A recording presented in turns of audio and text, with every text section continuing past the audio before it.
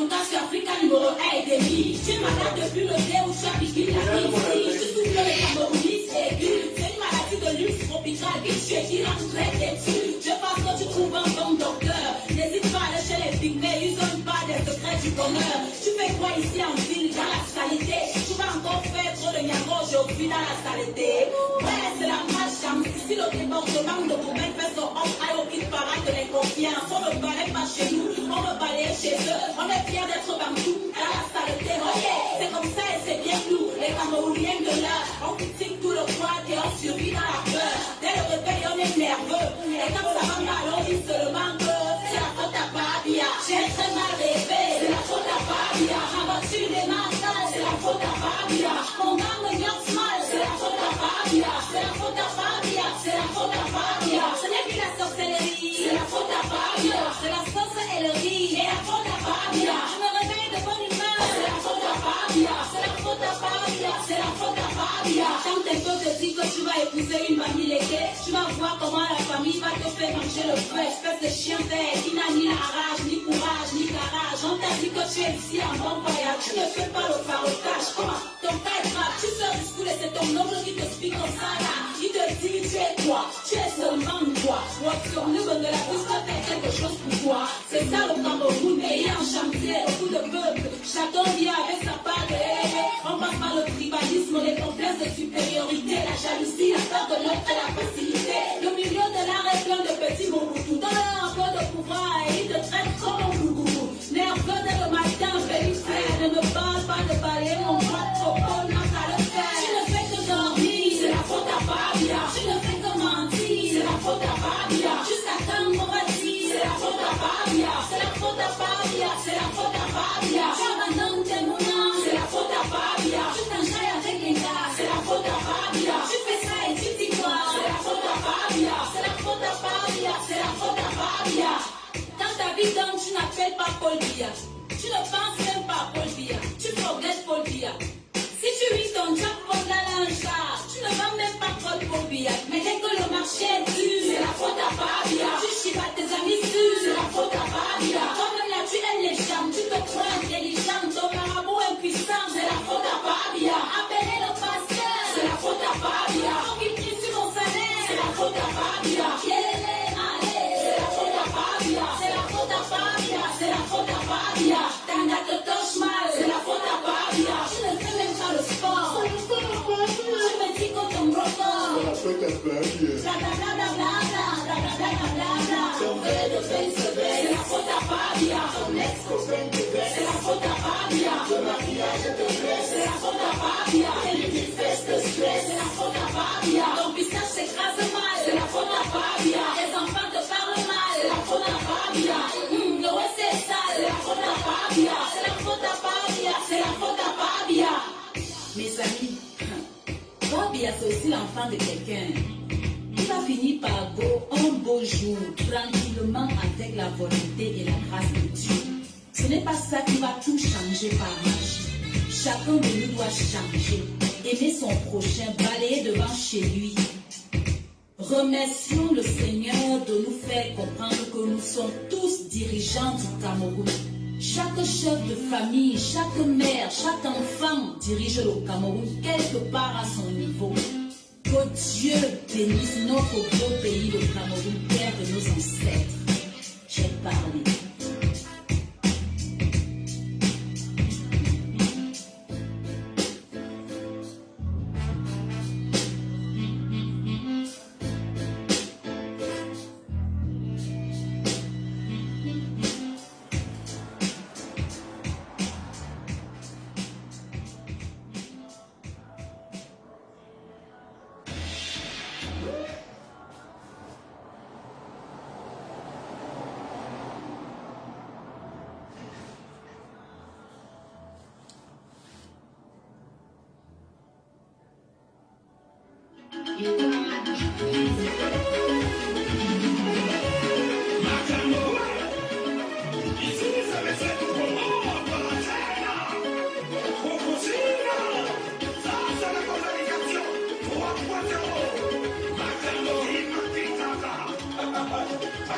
Serge Bois,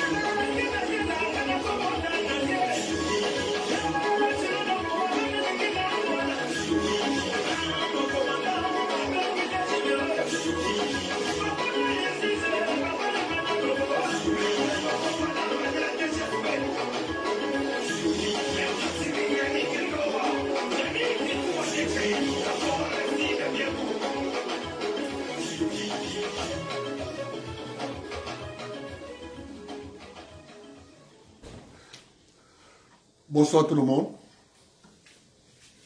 Comme vous savez, je commence par la mairie. Quand je parle souvent des enfants de la forêt, je vais m'attarder sur le maire de la commune d'Akono. Il y a souvent certains Ewondo qui se comportent comme s'il n'est pas là, son village doit s'arrêter. C'est-à-dire, il y a certains Ewondo dans la zone forestière que vous voyez là. S'il n'est pas dans le village, il ne faut pas que le village avance, même d'un iota, si ça ne vient pas de lui. Et dans la malchance qu'il soit maire du village. Je prends le cas de la commune d'Akono. Écoutez vous-même. La commune d'Akono. Écoutez.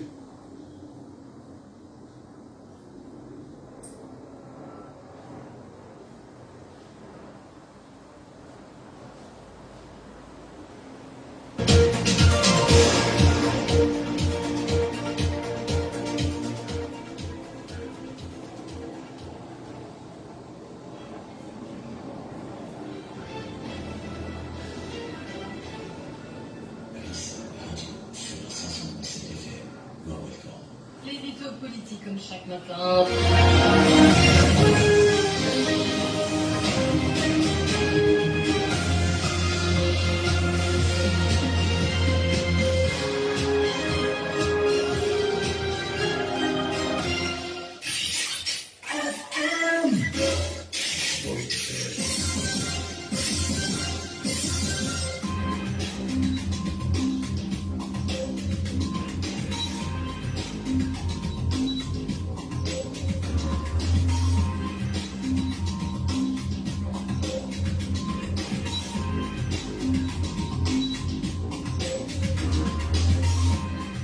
L'éditorial du matin, c'est une réflexion sur l'actualité brûlante. C'est tous les matins. Sismondi Barlet, Pitchoka. Sismondi Barlet, Pitchoka. L'édito.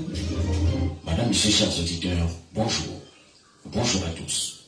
L'arrondissement d'Akono a été créé le 26 juin 1974. Un bref historique nous renseigne qu'Akono est une commune rurale du Cameroun située dans la région du centre et le département de la Mefoué-Akono. Un arrondissement, c'est le premier grand carrefour et centre d'affaires sur l'axe bitumé Yaoundé-Olama-Kribi. Il est situé à 60 km de Yaoundé.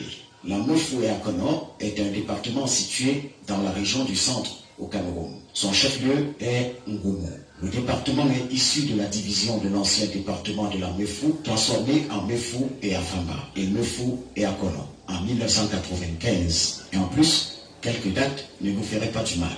1974 donc, érection de la collectivité en arrondissement. Le 26 juin 1967, la commune rurale de Djongol au sud devient commune d'Akono sous la dénomination de commune mixte rurale d'Akono. 1964, l'inscription d'une parcelle de terrain du district de Nkonzo aboutit à la création du centre urbain d'Akono. 1959, la subdivision de Djongolo est divisée en 4 communes rurales, dont Djongolo Sud. Le tout premier maire de la ville s'appelle Djalamala Christophe. Il en est donc le tout premier maire. 1952, la subdivision de Djongolo dans la région du Nyong et Sanaga Maritime passe au statut de commune rurale. Quelques chiffres aussi ne nous feraient pas du mal. Sur le plan de l'administration, Akono est peuplé de quelques 57 000 habitants. Ça, c'est des chiffres de 2001. Vous savez, Madame Barga, qui est à la tête du BUCREP, a décidé de nous sevrer des chiffres actualisés. Le BUCREP, c'est sa chose. On va faire comment? Et donc, sur le plan démographique, je le disais tantôt, Akono est peuplé de quelques 57 000 habitants. Chiffre 2001. La densité est de 43 habitants au kilomètre carré. Le secteur est divisé en 8 subdivisions, 4 arrondissements et 4 communes. Je le disais déjà, la commune d'Akono est située à 60 km de Yaoundé sur la route Yaoundé-Kribi. Elle couvre une superficie évaluée à 211 km et est limitée au nord par la commune de Ngoumou, au sud par la limite naturelle du Nyong avec la commune de Ngomenda, département du Nyong-Esso, à l'est par la commune de Bikok, à l'ouest enfin par la commune de Maka, département du Nyong-Ekele. Madame, Monsieur, chers auditeurs, je sais que vous vous demandez déjà si en une nuit, je suis devenu professeur de géographie? Je vous réponds tout de suite, non. Donnez-moi une seconde, je vous explique. De 1974 à 2022, c'est-à-dire jusqu'à nos jours, la commune d'Akono a bien changé positivement jusque-là, grâce à des conseillers municipaux volontaires, patriotes et pragmatiques. Du moins jusqu'à ce que le nommé Ondoa Ifala reprenne les rênes de la mairie lors des dernières campagnes. Nous y voici enfin. Que s'est-il passé dans cette merveilleuse commune d'Akono qui ne demande qu'à s'améliorer? Voici les faits. Monsieur Etondi est un jeune conseiller municipal, adjoint du maire d'Akono. Il a entrepris d'offrir aux populations un peu d'éclairage public au nom de la mairie. Très volontaire et patriote, ce jeune conseiller municipal va travailler à négocier des contrats avec des partenaires. Il finit donc par obtenir l'installation de très jolies veilleuses puissantes en LED alimentées par des plaques solaires. Formidable. Le sourire ne s'était pas encore éteint du visage des populations admiratives de cet acte que la joie fit place tout de suite à la colère. Et pour cause. La veille, monsieur le maire avait fait le tour de la commune rurale d'Akono en compagnie d'une poignée d'hommes musclés à la mine patibulaire, arrachant, saccageant, vandalisant les installations électriques si chèrement acquises pour le bonheur des populations. La raison, le jeune conseiller municipal Etondi, qui est son adjoint par cet acte, lui a fait de l'ombre. Selon lui, en réalisant ce projet, selon lui, il n'aurait jamais dû réaliser ce projet. Ce projet qui pouvait, au demeurant, attirer l'attention des décideurs de Yaoundé, afin qu'en récompense de son acte, le jeune Etondi, on ne sait jamais, aurait pu être nommé ministre à la place du maire qui est Ondoa Ifala. Du vrai n'importe quoi. Du vrai n'importe quoi. Et c'est tout ça. Et c'est tout ça le problème. Rien que ça. Il n'a pas songé à l'intérêt général. Il n'a pas songé à la loi. Il est maire RDPC d'Akono. Qui peut lui faire quoi? Qui peut lui faire quoi? Le parti n'a toujours pas réagi, le renseignement n'étant pas encore parvenu dans les bureaux de la capitale. Comment qualifier plus adéquatement ce vandalisme politique égoïste? Bon Dieu, peut-on être aussi égoïste? Peut-on croire qu'un acte de cette nature se déroule bien au Cameroun en 2022 dans le parti RDPC avec lequel le président Biya souhaite jusqu'au bout réaliser ses idéaux de démocratie? C'est le comble. C'est le comble. Voici ma question pour finir. Comment peut-on engager la voie du développement vers l'émergence avec des mentalités aussi rétrogrades? Comment on fait? Comment on fait ça? Comment on fait ça? Comment on fait? Des individus tels M. Ondoa Ifala, maire de la commune, méritent-ils vraiment le RDPC que le professeur Mesanga, que le professeur Pascal Charlemagne Mesanga Yanding, qui a tout donné au parti et au pays avec plus de 30 ans de militantisme? Il est temps de faire un exemple fort. Le parti doit sortir de sa léthargie. Faire un exemple fort, non pas seulement pour le parti RDPC qui tient la mairie d'Akono, mais pour toute la société camerounaise, toute la société qui depuis un certain nombre de décennies affiche la colère et la jalousie à fleur de peau. Il est temps de dire à tous, voici les mentalités rétrogrades qui annihilent tous nos efforts vers l'émergence, mentalité grégaire, égoïste. Monsieur Ondoa Ifala, tout un maire qui fait ça, tout un maire élu par le peuple qui vandalise des installations électriques installées pour l'intérêt général, tout un maire. Ah bon Dieu, il n'y a qu'au Cameroun qu'on peut faire de tels cauchemars. Il n'y a qu'au Cameroun. Bon Dieu, et bon Dieu. Oh là là là là là là là, c'est pas croyable. Lorsque nous parlons ici, on dit aux gens, c'est une question de mentalité. L'élite de la zone forestière, c'est une élite foncièrement méchante.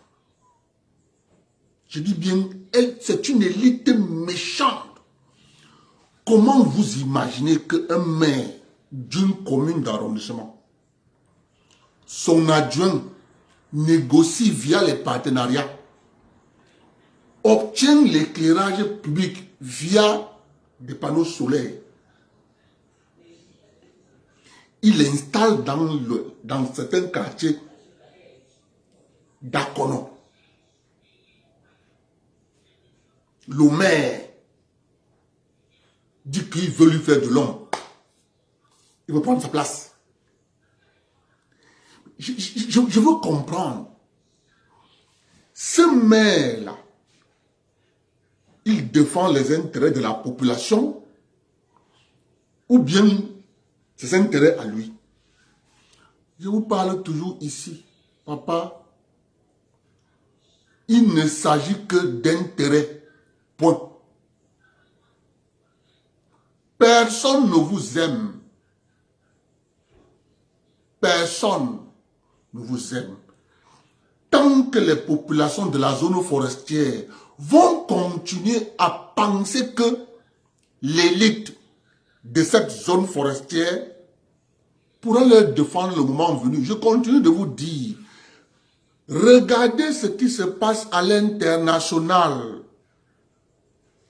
Les gens qui ont mis sur pied les républiques pour protéger leurs intérêts ne s'entendent plus. Je veux que vous ouvrez vos yeux. Les gens qui ont mis les républiques en Afrique ne s'entendent plus. L'Allemagne en désaccord avec la France en désaccord avec la Grande-Bretagne en désaccord avec les Américains. Tout le monde ne s'entend plus. Et vous croyez que ceux qui ont mis ces républiques, s'ils ne s'entendent plus là, c'est les républiques qui vont résister? Vous pensez vraiment?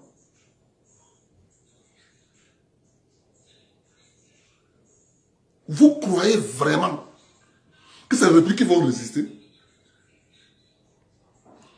Ils ont mis les républiques sur la base de la défense de leurs intérêts. Ils ont créé les institutions internationales pour défendre ces intérêts. Mais sauf que mal leur en a pris, eux-mêmes, ils ont scié la branche sur laquelle ils étaient assis. Leurs fesses sont dehors. Ils ne peuvent plus se cacher. Or, ils ont passé le temps à nous dire, le droit international dit que eux-mêmes, aujourd'hui, le droit international qu'ils ont bâti leur arnaque, ils s'opposent aujourd'hui à ce même droit international. Et vous croyez que ce sont les États qui sont bâtis qui vont résister? Non. Les États qu'ils ont bâtis ne vont pas résister. Ils vont tout faire pour détruire ces États. Ils vont tout faire pour défendre, pour détruire ces États. Ne vous leurrez pas. Ils ont divisé le Soudan devant vous. Ne vous leurrez pas. Ils ont opposé les deux Soudanais du Sud. Ils les ont opposés à deux. Entre eux. Riek Machar et comment s'appelle le président du Soudan du Sud? Ah, il a donné un nom là. Je sais que son ex-premier ministre s'appelait Riek Machar. Et ah, il a un nom là. Celui qui est plutôt le chapeau large pour. Ils se font la guerre. Entre-temps, eux, ils pompent le pétrole du Soudan du Sud tranquillement. Donc, remarquez qu'ils ne veulent plus la stabilité des États. Un État stable leur coûte cher. Un État stable leur revient cher. Un État instable, c'est du sasaye. La Libye est là, exemple pour vous. La France a signé avec les rebelles, avant de renverser Kadhafi, 30% de la production pétrolière libyenne. C'est pour ça que la Libye ne va plus jamais être un pays normal. Parce que la France a signé avec Total 30%. Donc, lorsqu'on dit à la France qu'il faut réorganiser la Libye, la France dit, je suis d'accord pour remettre en place un gouvernement d'union nationale en Libye, mais à condition qu'on parte sur la base de partage des intérêts de 70%. Dans les 70%, je fais encore partie. Les autres lui disent que, non, la France dit, bon, on laisse ça comme ça. Vous voyez, ça fait combien d'années? Ça va faire 50 ans. Donc, quand ils appliquent ça à la Libye, donc vous pensez que c'est chez vous qu'ils ne vont pas l'appliquer. Mais c'est de rêver de penser ça. C'est de rêver de penser que chez nous, ils ne peuvent pas le faire. C'est de rêver de penser que dans ce qu'ils ont fait au Soudan du Sud, ça ne peut pas se faire chez nous. C'est de rêver. C'est de rêver. C'est pour ça que j'interpelle toujours les peuples de la zone forestière. Réveillez-vous. Je vais vous dire une chose que moi j'ai compris. Vous avez d'un côté, c'est une association, élite occidentale, je parle bien élite occidentale, élites africaines, avec le clergé occidental, le clergé africain, ont comploté contre les peuples africains.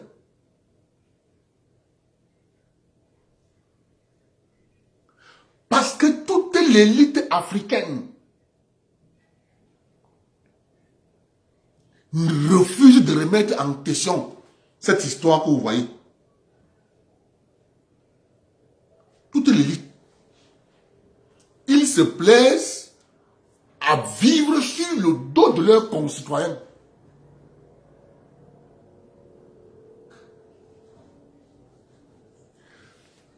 Je vous prends un exemple que vous voyez devant nous.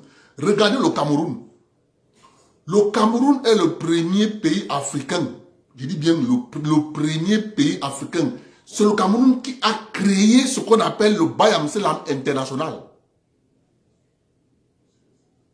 Ils ne font rien. Tout ce qui les intéresse, c'est le gouvernement doit leur donner les exonérations. Ils vont à l'étranger, ramassent les choses, venir chez nous, vendre. Même les cul-dents.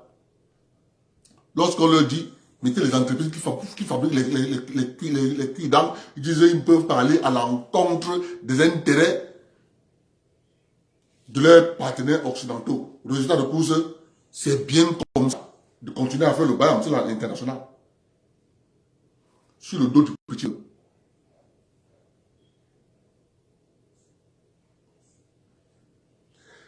Comment un maire, il dit qu'il représente les intérêts de la population? Ça veut dire que si tu pars là-bas avec un projet pour aider les populations, il va te dire non. C'est pour ça qu'il faut la réforme de l'État. Il faut réformer l'administration. L'administration ne doit pas être un frein au développement. Lorsqu'on dit que l'administration est un frein au développement, c'est même à tort. Il y a les individus qui utilisent le pouvoir administratif pour leurs intérêts égoïstes. C'est exactement ce que fait M. le maire d'Akono, M. Ondoa.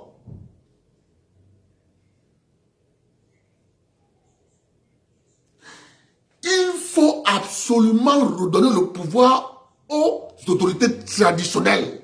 Parce que lorsque les États vont être démantelés, il va falloir qu'on apprenne à vivre comme on vivait avant la colonisation. Ce n'était pas le désordre. C'était une société organisée. On connaissait qui étaient les chasseurs. On connaissait qui étaient les chasseurs, parce qu'il y avait à l'époque, il y avait deux catégories de chasseurs. Il y avait ceux qui chassaient le jour, pas les chasseurs expérimentés, et ceux qui chassaient la nuit. Ça, c'était les chasseurs, parce que la chasse de la nuit, c'est une chasse où il faut invoquer les esprits. Quand ça chauffe, il y a un moment où tu dois te transformer. C'était des grands chasseurs. Nous vivions dans des sociétés bien organisées. À l'heure actuelle, tout a été démantelé. Tout le monde maintenant dort en disant la République.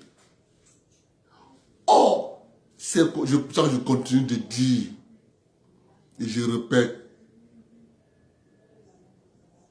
Si nous continuons, nous, les peuples de la zone forestière, on va disparaître.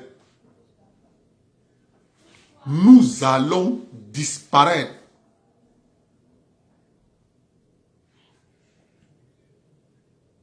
Vous avez un exemple parfait. Les Douala. On refuse de passer une loi à l'Assemblée de dire que le quartier Bali, le quartier Bonapriso, le quartier Deido, le quartier Aqua sont interdits de vente pour la protection des populations Douala. Si l'État veut protéger ces gens, l'État doit passer cette loi.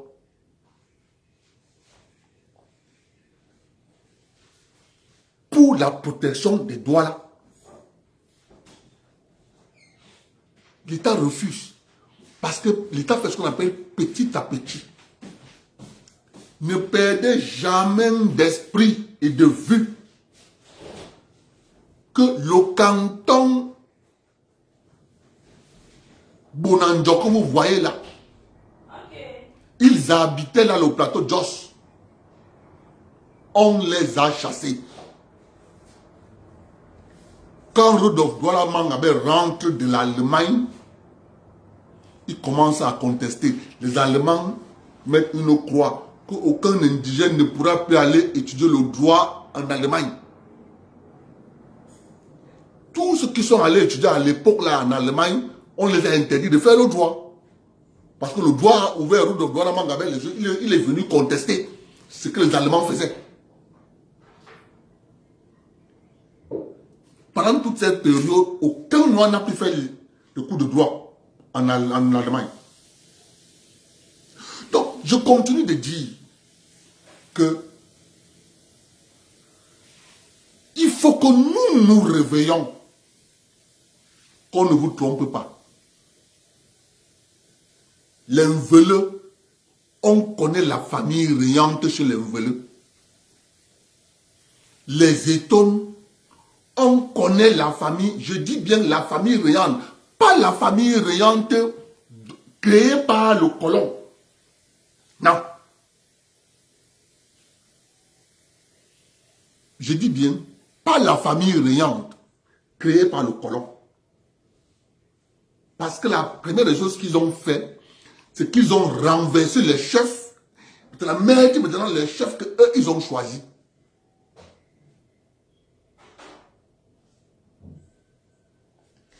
Chez les Manguissa, on connaît bien la famille riante. On connaît leurs descendants. Chez les Sanaga, on connaît bien la famille riante. Chez nous, les Bafia, on connaît bien la famille riante, leurs descendants. Chez les Yambassa, on connaît bien la famille riante. Chez les Lemandé, on connaît bien la famille riante. Chez les Yambeta, on connaît bien la famille riante. Dans chaque communauté au Cameroun, on connaît les familles riantes. Mais sauf que la République a bâti d'autres familles riantes. Et ces familles riantes ne veulent plus perdre leurs privilèges. Une histoire d'intérêt. C'est pour ça que vous avez des chefferies qui n'ont rien. Ils ne peuvent rien faire culturellement et traditionnellement. Ce sont des familles usurpateurs.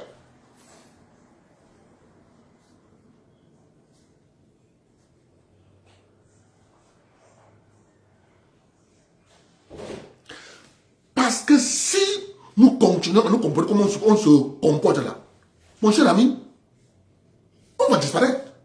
Parce que l'État est menacé de la dislocation. Parce que ceux qui ont mis les États ne s'entendent plus. La France est en train d'être chassée du Mali. Elle est en train de plier bagages en Centrafrique.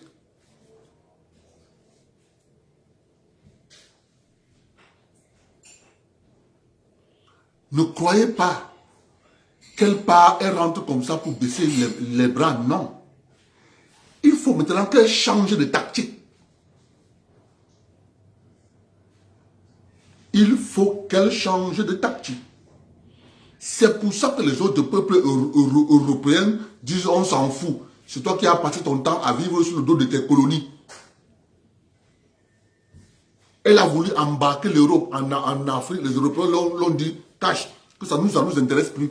Comme les Africains sont en train de s'opposer là maintenant, là, même le Danemark a dit que moi je rentre. Même l'Allemagne a dit que je rentre. Elle se retrouve abandonnée. C'est pour ça qu'elle cherchait à fuir. C'est pour ça qu'elle cherchait à fuir. Tu parles. Il vient me chercher. Il a appelé, il dit qu'il vient me chercher. Qui est Tef? Oui. Ok.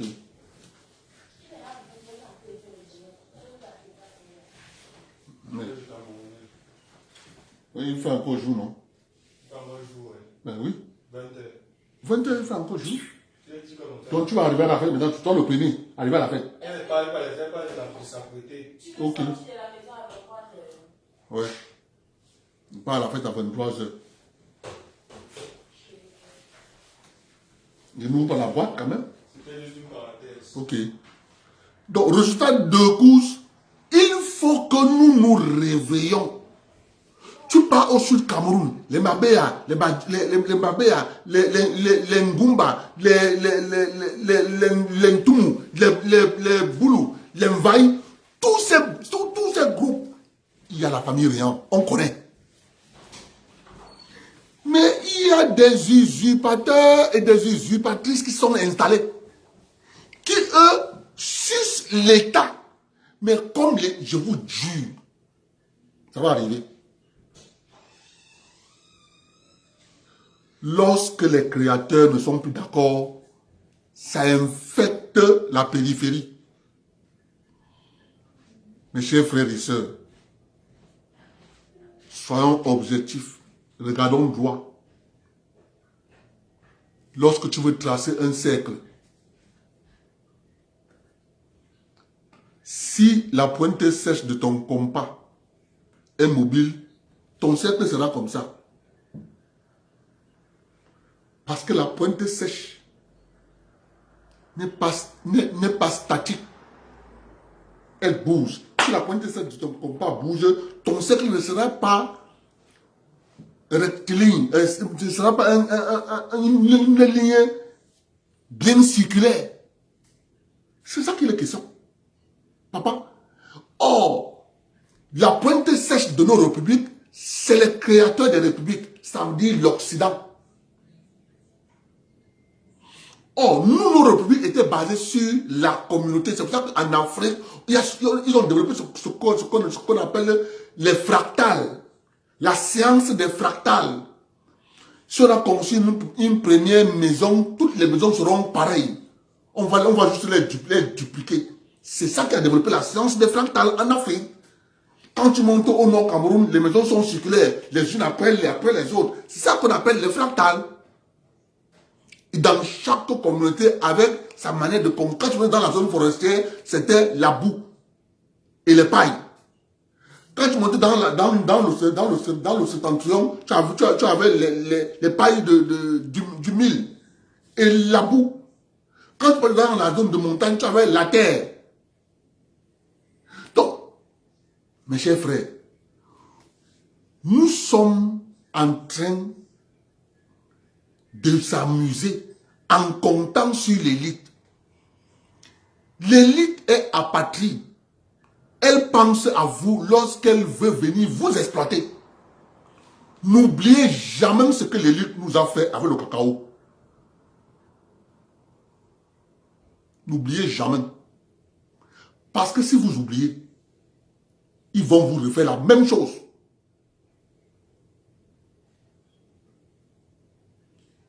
Ils ont pris le travail de nos parents, le cacao, donné à d'autres personnes. Nous, on travaille, mais c'est d'autres personnes qui vendent.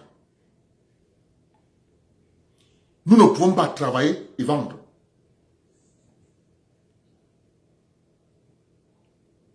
Je dis encore, réveillons-nous. Ne comptons plus sur l'élite.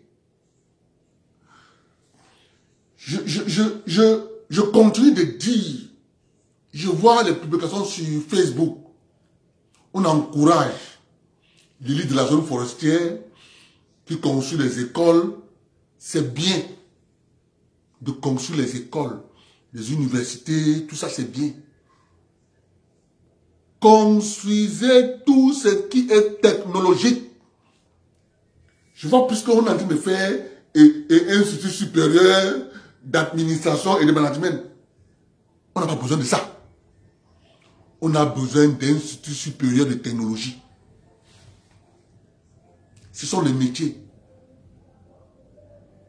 qu'on a besoin.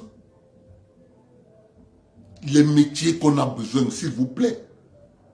C'est pour ça que je continue de dire la diaspora de la zone forestière. Cette diaspora doit comprendre qu'elle est la clé de voûte. Vous voyez,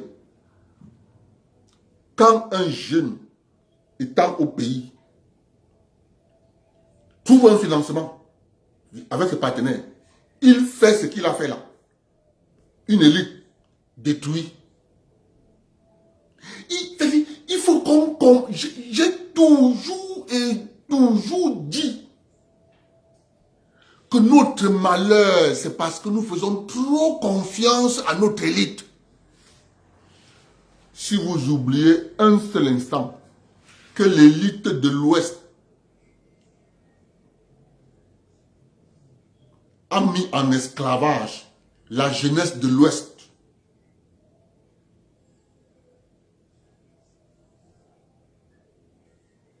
l'élite de l'Ouest Cameroun a mis en esclavage la jeunesse de l'Ouest Cameroun. Mais vous ne pouvez pas seulement le voir. C'est pour ça qu'on a caché ça avec le mot dynamisme.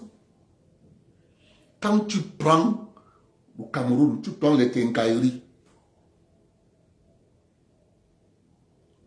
Tous les petits revendeurs, c'est le petit peuple. Tu prends les boulangeries. Tous les livreurs des boulangeries à Douala, c'est le petit peuple. Salaire, 20 000. Plus pourcentage sur le pain. Lorsque tu prends la friperie, tous les détaillants de la friperie, tous les petits détaillants là, c'est le petit peuple.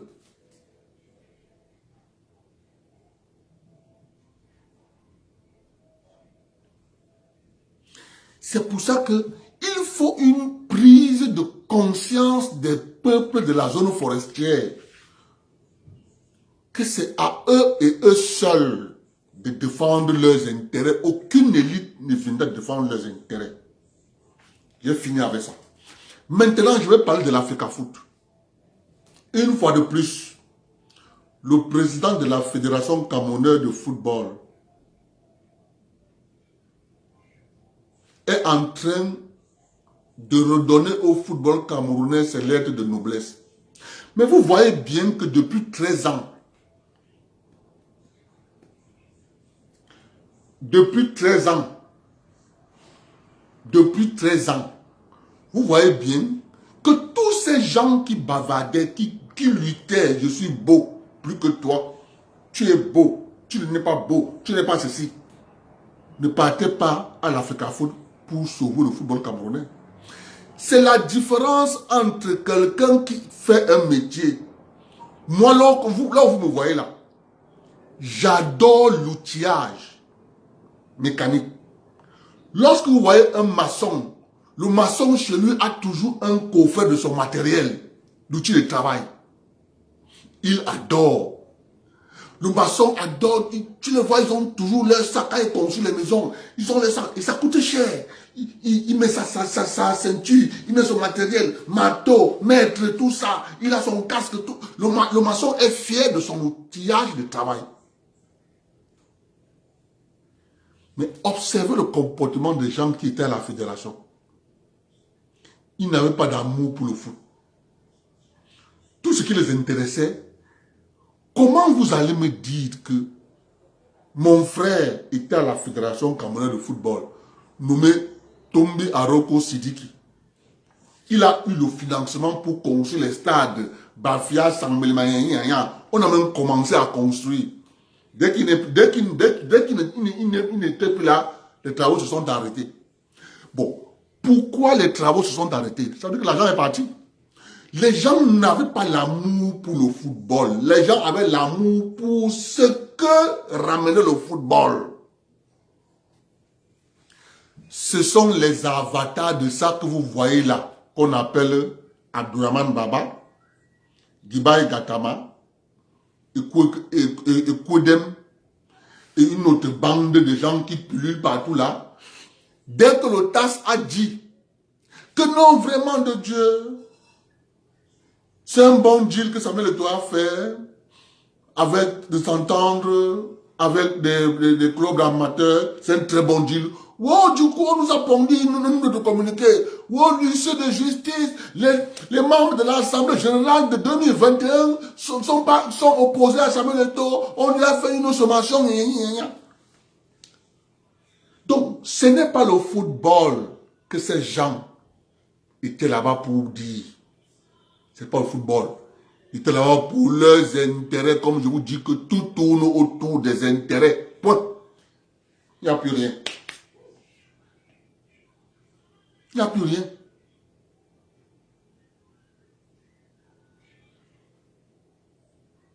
Il n'y a plus rien. Aujourd'hui, Samuel Eto'o bagarre pour que au moins, du fait qu'il est footballeur, il a l'amour du football. Et regardez petit à petit comment ils sont en train de mettre autour de la... Et les gars, lorsque l'élite administrative camerounaise abandonne de régulariser la vie au quotidien en société, c'est pas pour rien. Pas pour rien. C'est parce que en régularisant la vie au quotidien dans la société, les tribunaux vont être moins inondés. Pourquoi? Je prends un exemple bête. Si on décide d'encadrer à partir des textes de loi administratifs la cohabitation entre le bailleur et le locataire, la cohabitation entre deux voisins, la cohabitation entre les nuisances sonores, entre les bars et les maisons, toute la vie au quotidien des citoyens, vous allez voir que ça va atténuer la pression qu'on a dans nos tribunaux. On a fait sciemment. Parce qu'on sait qu'en laissant ça comme ça, dans un vide juridique, la justice n'étant pas au niveau de chaque citoyen, parce que pour faire une citation directe au Cameroun, si tu es pauvre, tu ne peux pas faire une citation directe. Tu ne peux pas. Rien que pour faire ta citation directe, il faut que tu aies au moins dans ta poche 50 000.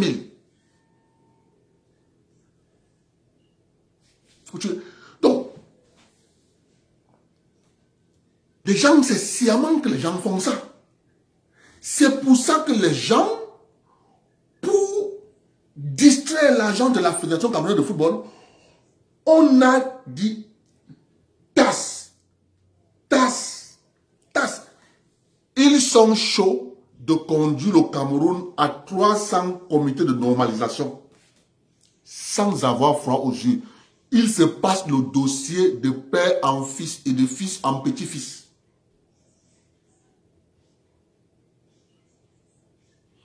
Samuel Eto'o arrive. J'ai lu à la résolution 13 qu'on veut revoir l'organigramme de la fédération.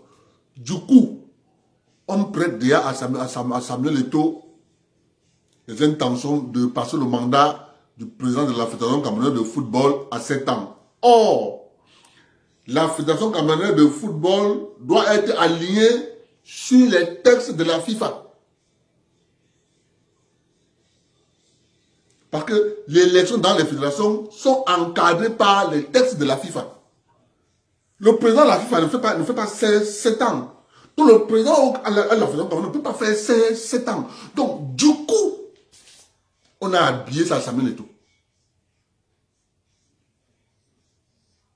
qui doit faire, il veut modifier l'élection, le mandat du président de la fédération camerounaise à 7 ans. Il faut que vous preniez l'exemple sur Samuel Eto'o, ce qu'on nous prépare.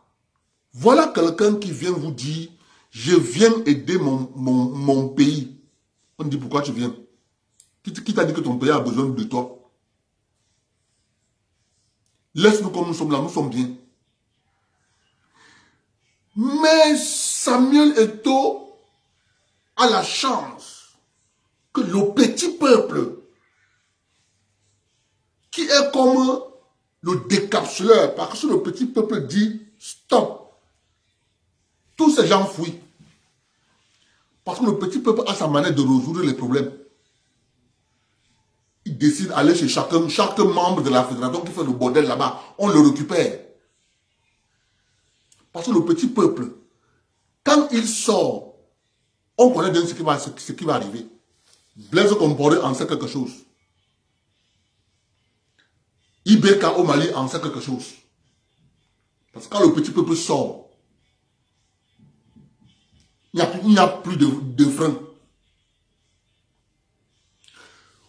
Voilà quelqu'un qui vient dire, je veux aider mon pays.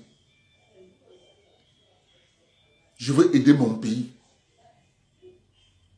Je connais au moins le football. Avec mes connaissances, je veux aider mon pays.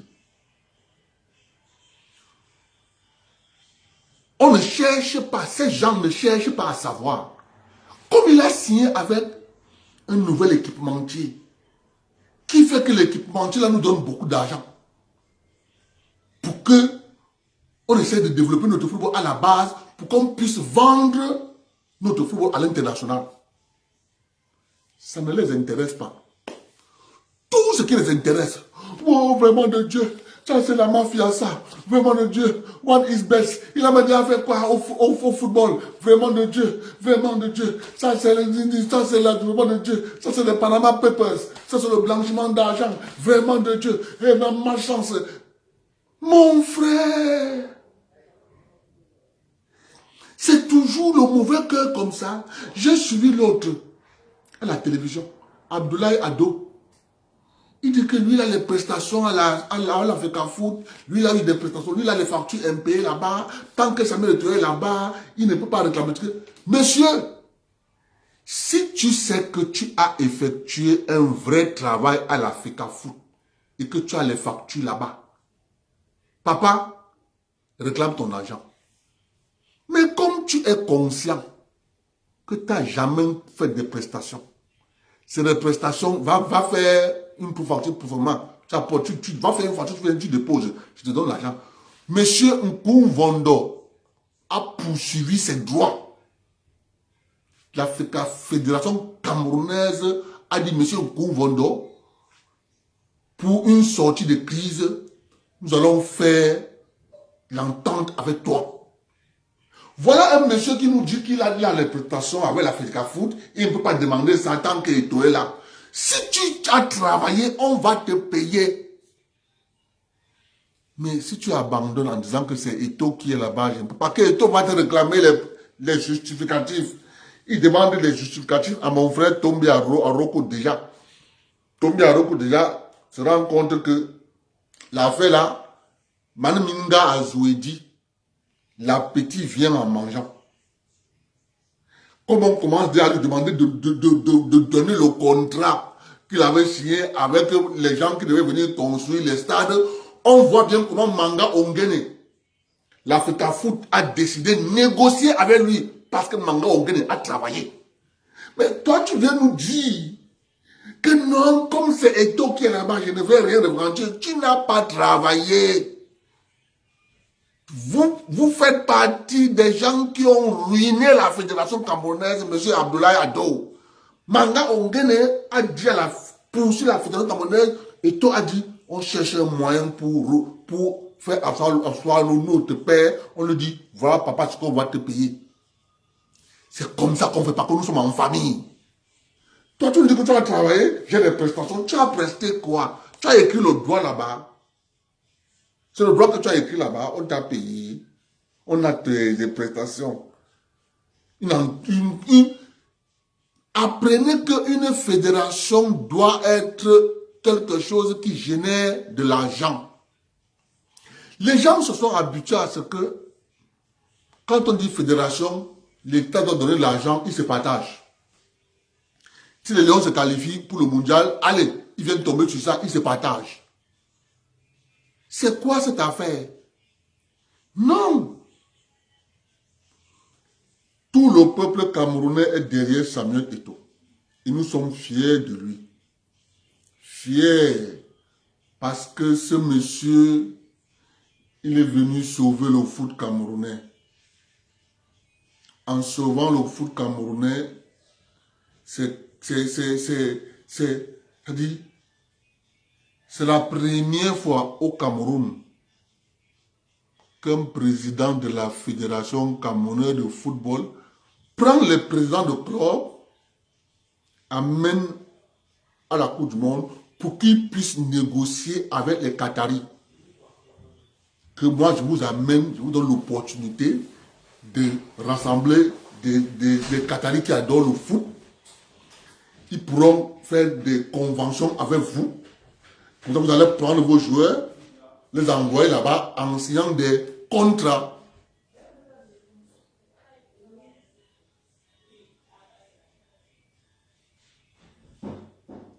Mais ils sont... Serge Léonard, Abdoulaye Ado n'est pas seul. Il y avait plein de hauts fonctionnaires comme ça qui émargeaient à la fédération. C'est pour ça qu'il n'y avait pas de comptabilité. Il n'y avait pas de comptabilité là-bas. On s'en foutait. On s'en foutait. Comment une association comme celle-là, qui génère autant de milliards, n'a pas de comptabilité? Mais c'est parce qu'on ne voulait jamais... C'est parce qu'on ne voulait jamais qu'il y ait des traces. Vous savez que la comptabilité, tout est écrit. On écrit. Aujourd'hui, regardez Eto'o, il est obligé de courir derrière les gens. Je veux le contrat. Donnez-moi le contrat de tel. Donnez-moi le contrat de tel. Tout ça, il fait comme ça pour que ceux qui vont comprendre, c'est de rester tranquille avec lui. Allez voir et dire à mon frère Tombi, va le voir. Tu négocies avec lui. Tu dis que petit frère, voilà. Vraiment, nous on sait que nous on avait mangé. Mais nous nous avons pas seulement en prison. C'est tout. C'est tout. Mais les gens se comportent comme si Eto'o dit qu'il est revanchard, il va vous nuire énormément. Mais il n'est pas venu pour ça à la fin de la fédération. Il est venu pour aplanir tout et aller de l'avant. Mais je dis à tous ceux qui pensent vouloir lui mettre les bâtons dans les roues, papa, vous êtes en train de vous noyer vous-même. Eto'o, c'est quelque chose qui brille.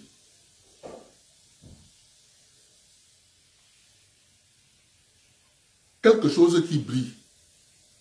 Il est difficile d'empêcher cette lumière de sortir.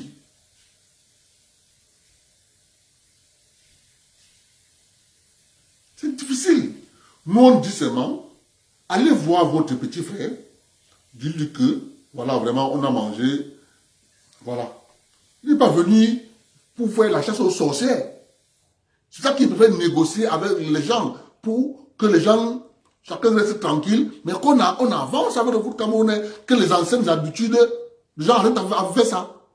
Où le footballeur est devenu la risée de tout le monde. Les gens viennent se servir seulement à la fédération, ils partent. Cette mentalité que les fonctionnaires ont installée au Cameroun, ça va prendre fin. Chaque métier indépendant doit se prendre en charge. J'encourage une fois de plus les artistes camerounais de comprendre le bien fondé de ce qui est en train de se passer. De se réveiller, de regarder ce qu'ils ont eu comme argent. Vous allez comprendre que le jour où vous allez mettre de côté, je vous ai dit que l'argent, le pourcentage que les artistes camerounais reversent au ministère de la Culture, c'est hors la loi. Cet argent devait aller au trésor public. Ça ne devait pas aller chez les fonctionnaires du ministère de la Culture. Ça devait aller au trésor public. Ils n'ont rien à faire là-bas. Ils n'ont rien à faire là-bas. Ils sont là-bas en tant que... Est-ce que les textes de la Cameroun Music Corporation respectent la loi du Cameroun? Oui, point basta, c'est fini. Lorsqu'ils viennent à l'Assemblée générale, ils vont faire ce qu'on appelle signer les pédiums de présence. 3 jours, terminé. Quelle est cette histoire qu'on dit qu'on va mettre là dans le compte, ils vont prendre leur pourcentage? Ils ont travaillé quoi? Ils n'ont pas travaillé. À bon entendeur, salut. Il y a un autre sujet dont il y a un ami qui m'a dit, Abdel, vraiment, attendez, je retrouve ça.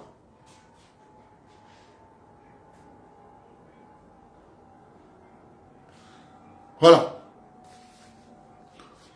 Tout le monde a suivi le ministre français, Bruno Le Maire. Tout le monde a suivi le ministre Bruno Le Maire. C'est le ministre de l'économie, non? Ou bien le ministre des Finances. Bruno Le Maire. Déclarant: nous allons mener une guerre totale à la Russie. Guerre économique et financière à la Russie. Nous allons faire écrouler l'économie russe. Bon. Apparemment, Bruno Le Maire, aujourd'hui, est en train de demander aux Français de réglementer l'utilisation du chauffage en hiver. Ils doivent utiliser le chauffage 7 jours, 3 jours sur 7. Ils arrêtent. On va rationner. Le président français dit que l'abondance, l'état d'abondance est terminé. Les périodes difficiles arrivent. Le vol en Afrique est en train de se raréfier. Les Africains sont en train de se réveiller. Résultat de course, la France n'a jamais dit aux Français que la manière dont vous vivez là, c'est parce que nous partons voler en Afrique. On a envoyé Macky Sall en Russie, négocier le blé pour les Africains. À l'heure où je vous parle, aucun bateau de blé. Depuis qu'on a rouvert, quand on a rouvert, il y a 16 bateaux qui sont partis du port d'Odessa. Aucun n'est encore arrivé en Afrique. Ça tourne au Golfe Persique, Europe, Golfe Persique, Europe. Voilà des gens qui ont dit, qui vont faire écrouler l'économie de la Russie. Moi, je pose toujours la question. Est-ce qu'ils connaissaient ce qu'ils faisaient? Ou bien ce sont les incompétents? Est-ce qu'ils sont vraiment incompétents? Je n'arrive pas à comprendre ces gens.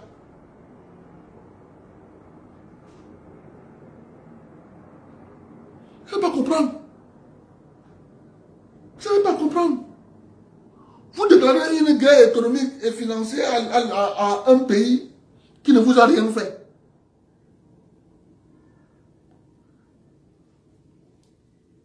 Il faut que l'histoire de l'Ukraine donne de la sagesse aux Africains. C'est pour ça que j'ai dit, et je vous ai dit ça récemment, les Chinois ne peuvent pas attaquer les Taïwanais parce que les Américains sont allés à Taïwan. La Chine ne va jamais attaquer Taïwan parce que la Chine ne pourra jamais faire la guerre à Taïwan. Ce sont les Chinois. Ils ne pourront pas faire la guerre parce que ce sont les Américains qui leur ont poussé à faire la guerre à Taïwan. Jamais de la vie. Oubliez ça. Ils connaissent bien. Parce que le président chinois, Hu Jintao, avait répondu à George Bush, fils, en Suède, lors d'un sommet européen sur le climat. Donc c'était à Copenhague, le Danemark. Lorsque le président Bush fils disait au président chinois Hu Jintao, vraiment nous voyons qu'il doit réévaluer sa monnaie. Les Américains, lorsqu'ils ne peuvent plus te payer, soit ils dévaluent le dollar, soit ils te demandent de rehausser un peu la valeur de ta monnaie. Lorsqu'on prend la pause pour la réunion, on fait une pause pour la réunion pour revenir quelques heures après, le président Hu Jintao ne connaissait pas que le micro était encore allumé. Il se tourne et dit à son ministre chinois des Affaires étrangères, tu as compris ce qu'il a dit? Il est malade, mais il faut que moi je boive les remèdes pour que lui guérisse. Le président Hu Jintao ne connaissait pas que le micro était encore allumé. Les Américains ont compris qu'ils ne vont jamais révaluer le monnaie. Au contraire, dès qu'il est rentré en Chine, il a encore baissé la valeur de la monnaie. C'est pour ça qu'ils ne vont pas faire la guerre à Taïwan. Jamais de la vie. Ils vont dire aux Américains, vous allez crever. On ne peut pas faire la guerre. Ils vont faire le vous qu'ils font là. Ils ne vont jamais attaquer Taïwan. Ne vous leurrez pas. Ne vous leurrez pas. Parce que les gens ne comprennent pas. Lorsque vous regardez le président Macron, vous regardez leurs agissements. À l'heure actuelle, les Américains, pour essayer de sauver leur honneur, il faut par tous les moyens détruire l'économie européenne avec l'euro.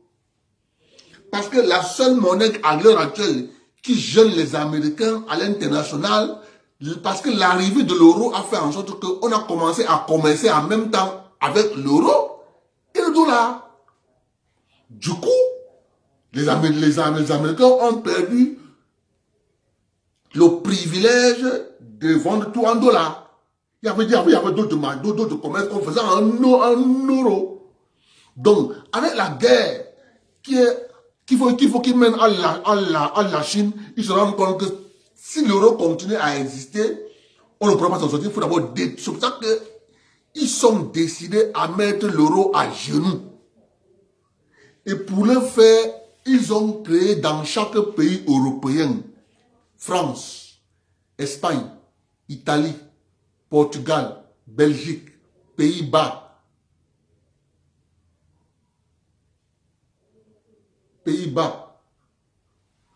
ils ont créé des groupes dans chacun de ces pays, des Young American Leaders, des Young French American Leaders, des Young Hispanic American Leaders. Ils ont créé ça partout.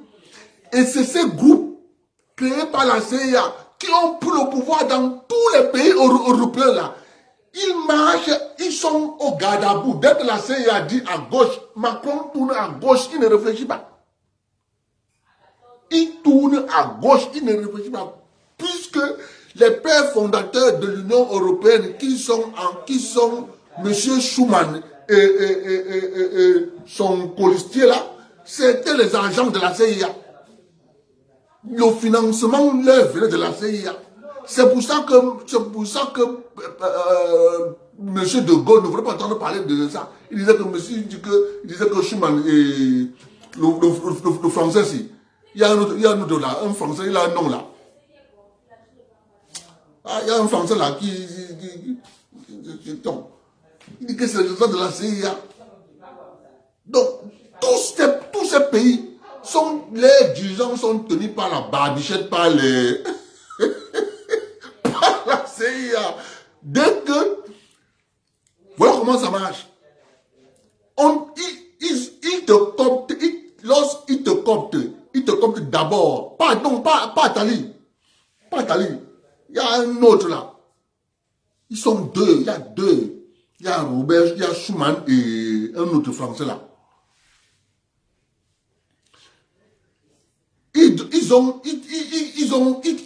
coptaient toutes ces élites occidentales à une seule réunion.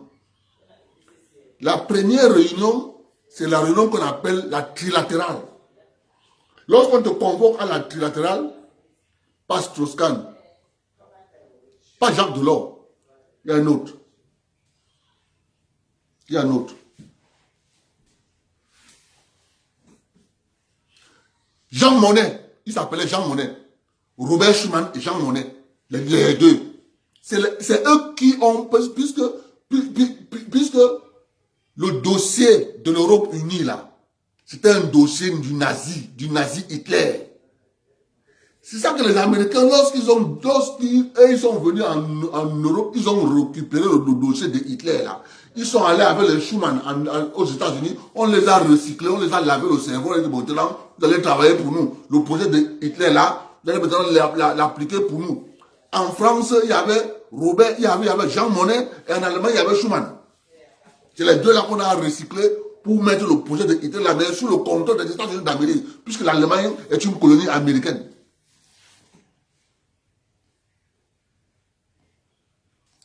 C'est ça l'affaire. Les deux là, Jean Monnet et Robert Schuman. Oh, les Américains se rendant compte qu'il faut d'abord détruire l'économie européenne avant de faire face à la Chine et à la Russie. Or, il y a un troisième larron qui est entré dans le jeu. L'Inde. Je dis que moi, je cherche mon intérêt. L'Europe se retrouve en prison. Elle est obligée d'acheter le gaz à l'Inde, le pétrole à l'Inde. L'Inde va acheter le pétrole en Russie, le gaz en Russie pour vendre aux Européens avec son intérêt, son pourcentage en haut. Voilà la réalité. Or, monsieur Bruno Le Maire nous disait qu'il va mettre l'économie de la Russie à genoux. Mais c'est parce qu'ils sont tenus par la barbichette. Dès qu'on te coptait à la réunion, la trilatérale, à la prochaine réunion du Bilderberg, on va te convoquer. C'est comme ça qu'on a convoqué donc à la réunion du Bilderberg monsieur François Fillon. François Fillon est parti dans la réunion du Bilderberg. Il n'était pas convaincu, on ne l'a pas convaincu. Il est quand même resté russophile. C'est pour ça qu'il était détesté par Sarkozy. Sarkozy le détestait. Mais Sarkozy était obligé de le maintenir à côté de lui pour le contrôler. Parce que même à la réunion de Bilderberg, Fillon n'était pas trop béni, oui. Il essayait d'apporter les contradictions aux agents de la CIA qui sont venus l'interroger. Alors, on a dit à Sarkozy, il faut que tu surveilles le gars là. Et le gars là, il a des raisonnements qu'il faut que tu surveilles. C'est pour ça que Sarkozy l'a maintenu Premier ministre jusqu'à... Et vous avez vu quand Fillon a gagné les élections primaires de la droite, on a sorti l'artillerie rouge, on a sorti les choses, les dossiers partout. On a sorti le dernier kata. L'avocat, M. Robert Bougie, il est allé voir Sarkozy le soir. Il a dit à Sarkozy, avant 2 semaines de l'élection, il est allé voir Sarkozy. Nicolas,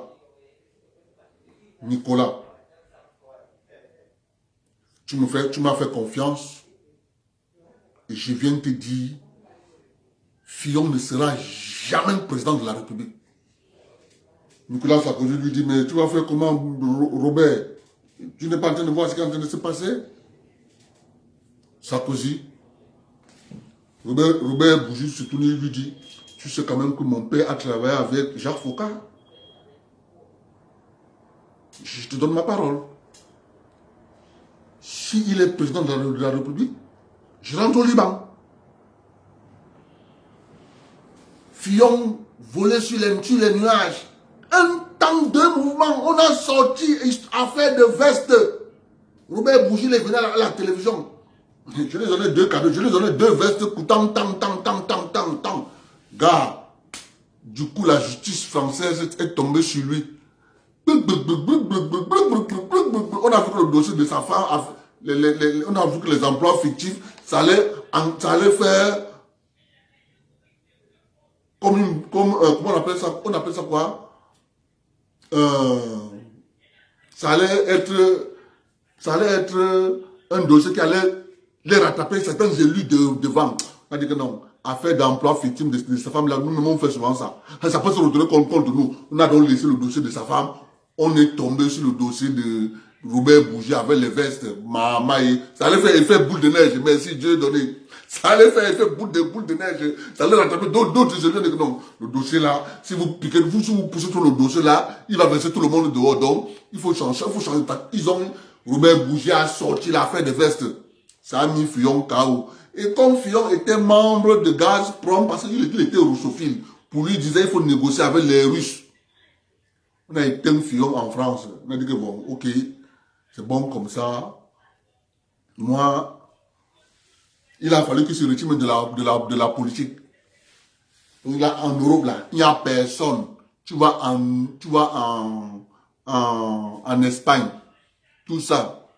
C'est les Young American Leaders qui sont là-bas au pouvoir. Ceux qui ont demandé qu'on arrête Carlos Puigdemont, le catalan.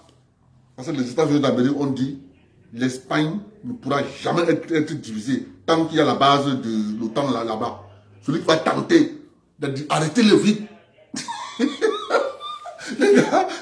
les gars sont tenus par la babiche, ils ne peuvent pas parler là-bas.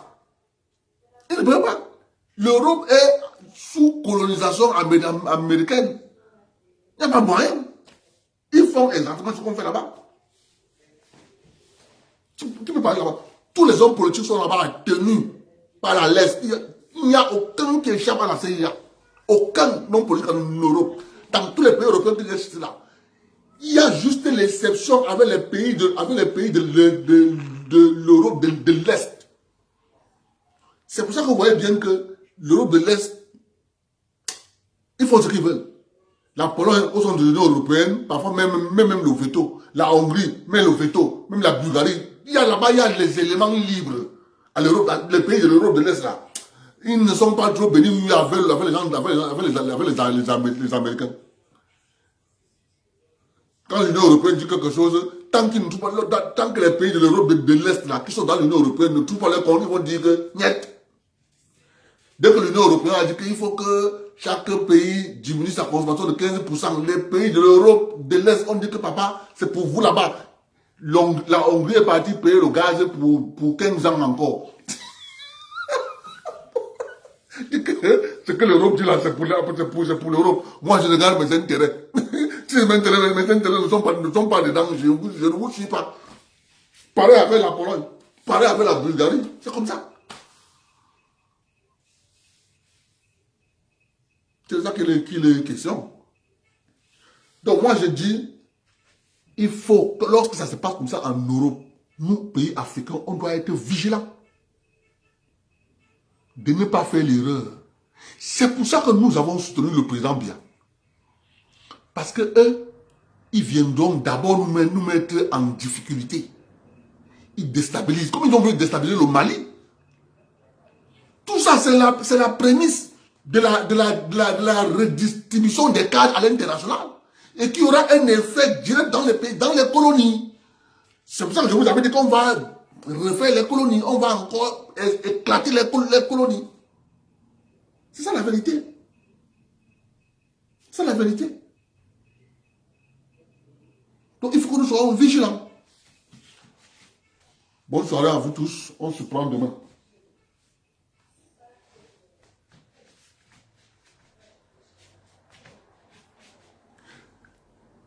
L'Allemagne ne peut pas se défaire de Yusa.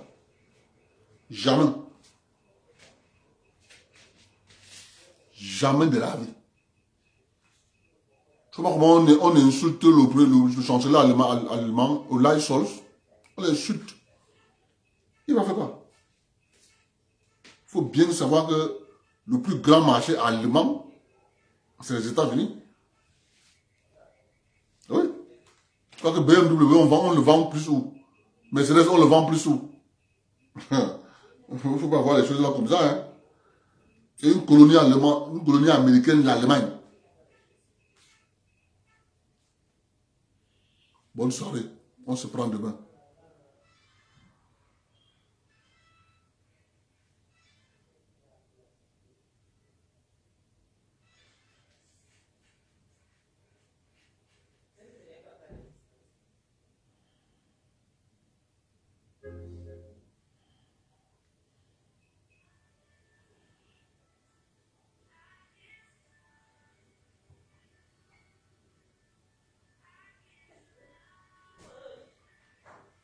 Ok, Valentin, demain, je vais te donner les chiffres.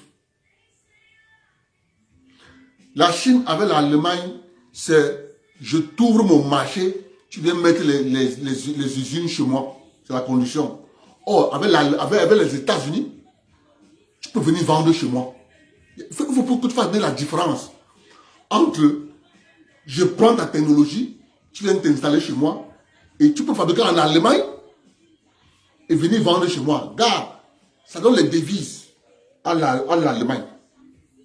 Ils ont un matelas de devises. C'est pour ça qu'on dit que le Deutsche Mark est la monnaie refuge pour les pays, pour les hommes d'affaires européens après la chute de l'euro. Tous les hommes d'affaires mettent les devises en Deutsche Mark. Parce que ce que vous devez savoir, c'est que l'Union européenne et l'ensemble des banquiers là sont logés là-bas. Tous les monnaies européennes là existent toujours. Or, avec la Chine, l'Allemagne dit que je te donne mon entreprise avec ma technologie, mais je vais installer chez toi, j'ai un pourcentage. C'est différent avec les Américains. Avec les Américains, les emplois sont créés en Allemagne, mais on vend le produit fini aux États-Unis. C'est ça qui fait la différence.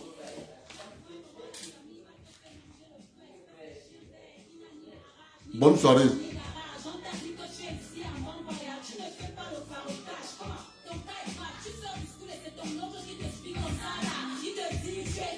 Non, Valentin, il faut bien aller regarder l'histoire.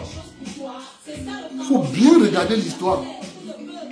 C'est une erreur de dire que ceux qui ont fait les Amériques viennent d'Allemagne. Je vais t'expliquer ça. Je vais t'expliquer comment ça s'est passé. Je vais t'expliquer. Je vais t'expliquer ça. L'Allemagne est reconnue pour l'intelligence.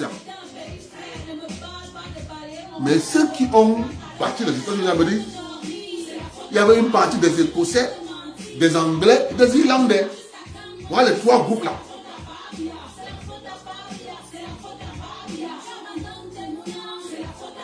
Bonne soirée.